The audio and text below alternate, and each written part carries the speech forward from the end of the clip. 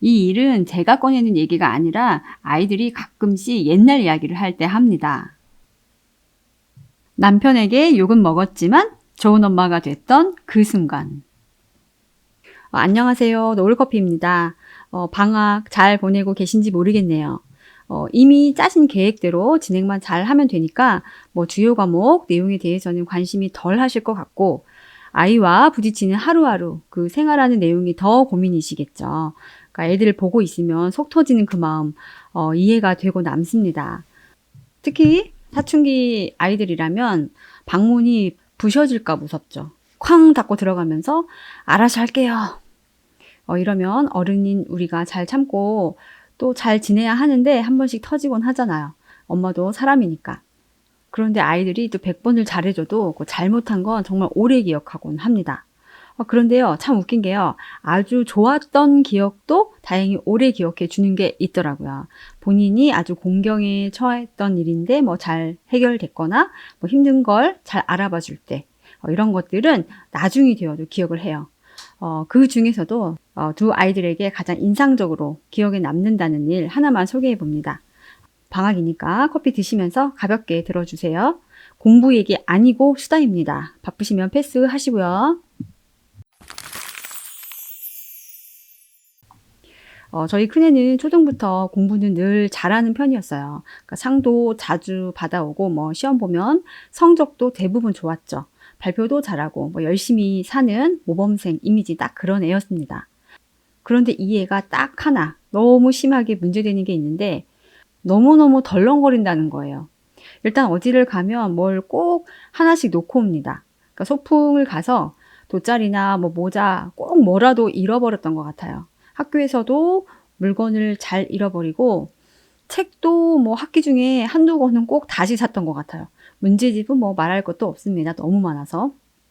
한 번은 이제 소풍 갈 때 모자를 절대 잃어버리지 말라고 신신당부를 했더니 모자만 꽉 잡고 왔더라고요.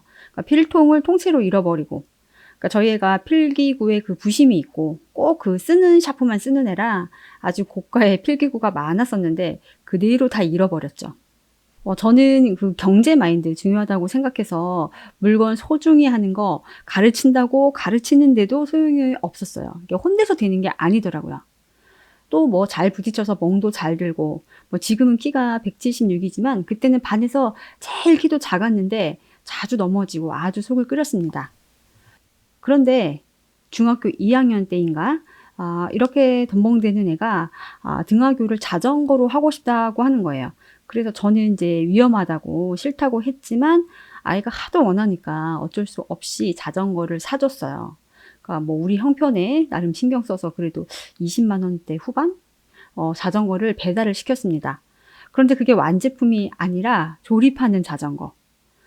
그래서 남편이 이제 나를 잡아서 뭐 하루에 다 못하고 이틀에 걸쳐서 막 낑낑대고 조립을 하더라고요. 이게 뭐 대충 늦게 시작했다가 너무 늦어져서 그 다음 날까지. 여름이었는데 에어컨이 있어도 너무 덥고 뭐 힘들게 했었죠. 본인이 조립을 해서 그런지 애 타라고 산 자전거를 본인이 자전거를 낳은 것처럼 아끼더라고요. 아껴서 타라. 그러니까 안전하게 타라가 아니라 조심해서 아껴 타라. 그런데 이제 슬슬 느낌이 오시죠. 저희 애가 이 자전거를 새로 산 지 일주일도 안 돼서, 그러니까 3일인가 4일째인가 바로 잃어버렸답니다. 학교에 가서 그러니까 제대로 잠그지 않고 그러니까 수업에 늦을까봐 뛰어 들어갔다가 오후에 나왔는데 뭐 당연히 사라진 상태고요.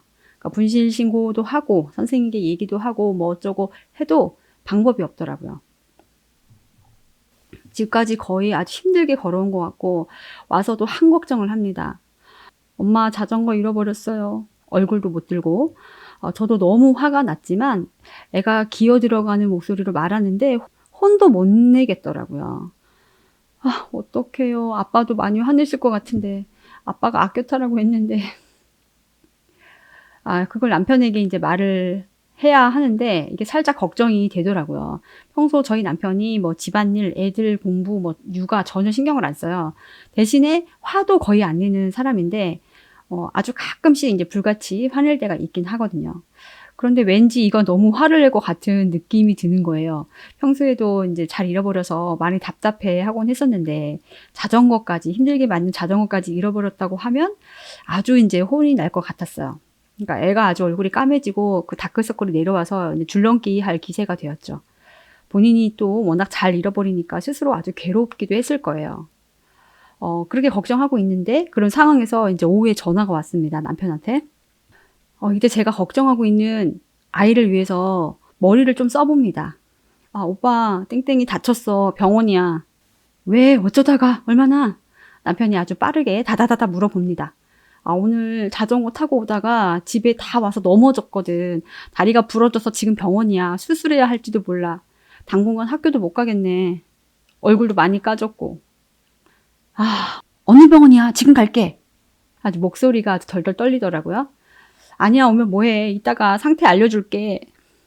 그런데 그때 이제 작은 애가 이제 우참 실패를 하고 막 킥킥거립니다. 그러니까 그게 이제 전화기 너머로 들어갔나 봐요. 그러니까 어디야? 병원 맞아? 그래서 저 이제 실토를 했죠. 오빠, 사실은 땡땡이 안 다쳤어. 그런데 자전거를 잃어버렸대. 야, 뭐야? 휴, 다행이다. 깜짝 놀랐잖아. 아, 다행이다, 다행이다. 아니, 자전거를 잃어버렸는데 괜찮아? 다시 한번 이제 웃으면서 물었는데, 상관없다고, 안 다쳤으면 다행이라고 하네요. 그러니까 저희 두 애들이 이 전화하는 광경을 조용히 지켜보고 있었어요. 그러니까 하루 종일 구겨졌던 얼굴이 이제 많이 웃었고, 이제 안심하는 그런 얼굴이 됐죠. 그러니까 집에 와서도 남편이 아무 소리 안 하더라고요. 그때까지 이제 와서도 다행이라고. 뭔 다행이에요. 다치지도 않았는데. 그러니까 얼마나 걱정을 사람이 했던 건지. 그런데 이제 너무한다고 한 소리는 들었죠. 얼마나 놀랐는지 아냐고. 아마 저라도 엄청 화냈을 것 같아요. 제가 이런 장난을 한 번도 친 적이 없어서 아주 제대로 놀라더라고요. 그러니까 자전거 따위가 어떻게 아들과 비교가 되겠어요. 물론 안 하다가 가끔 한마디씩은 했어요. 얼마나 힘들게 만든 건데. 이 일은 제가 꺼내는 얘기가 아니라 아이들이 가끔씩 옛날 이야기를 할 때 합니다. 그때 엄마가 그랬었는데, 엄마가 안 그랬으면 많이 혼났을 텐데 이러면서요. 그리고 아빠가 아무리 지들 눈에는 자전거 아껴 타라고 했지만 그게 자신들과는 비교되는 물건이 아니라는 거예요. 아이들이 참 생각이 어려요. 우리가 얼마나 사랑하는지 아마 짐작도 못하다가 이런 일로 쬐끔 알게 되는 것 같달까요? 또 사춘기에는 아빠하고 이제 아이들이 트러블이 있는 집도 정말 많아요. 밥 챙기고 애 보는 것도 힘든데 그 중간에서 기싸움 하는 걸 중재까지 해야 하면 아주 힘듭니다. 그러니까 이럴 때는 한 번쯤 서로에게 얼마나 소중한 존재인지 이렇게 알려줘도 좋은 것 같아요. 상황은 봐가면서요. 아무튼 그 사건 이후로 아이는 덜렁대는 게 많이 줄었습니다. 나이가 들어서 이제 커서 그런 건지 잃어버리는 것도 거의 없고 본인 물건도 더 잘 챙기게 되더라고요. 물론 지금은 자기 물건 완벽하게 챙깁니다. 저는 그때 이제 혼내지도 않았었고 이제 기억에 남는 에피소드가 하나 생겼답니다. 저희 애들이 남자애들이라서 그런지 이제 표현을 썩 잘하는 애들이 아니에요. 가까운 사람도 표현해야 그 마음을 아는 거라고 제가 늘 얘기하지만 참 표현이 인색하죠. 특히 제가 이제 공부 봐줄 때는 좀 엄격하기도 했기 때문에 저에게 쌓인 것도 많을 거예요. 제가 워낙 유한 엄마가 아니고 잔소리도 심한 엄마거든요. 그런데 이제 그 와중에도 이 얘기는 가끔 한 번씩 하면서 웃어요. 그러면서 내가 태어날 때 주사위를 잘 굴려서 좋은 부모님한테 태어났다고 그런 표현을 합니다. 그러니까 지나가는 말로 하지만 최고의 칭찬이죠. 편지도 잘 쓰고 표현도 잘해주는 그런 따님들 있는 집에서는 웃으시려나요? 저는 이 정도면 아주 감동이에요. 방학입니다. 방학이 얼마나 힘드실지 너무 잘 알아요. 집집마다 사건도 많겠죠. 하지만 아이들에게는 다시 오지 않는 시간입니다. 사실 부모에게도 다시 오지 않을 소중한 시간이 될 거예요. 아이들 금방 큽니다. 어떤 부모로 기억될지 한 번씩 생각해 보시면 좋겠어요. 지금 하루하루가 나중에 추억할 그 에피소드일지도 몰라요. 그러니까 공부, 습관 다 중요하지만 우리는 사랑하는 가족이라는 것 잊지 마시길 바래요. 오늘은 여기까지 하겠습니다. 다음에 또 만나요. 안녕.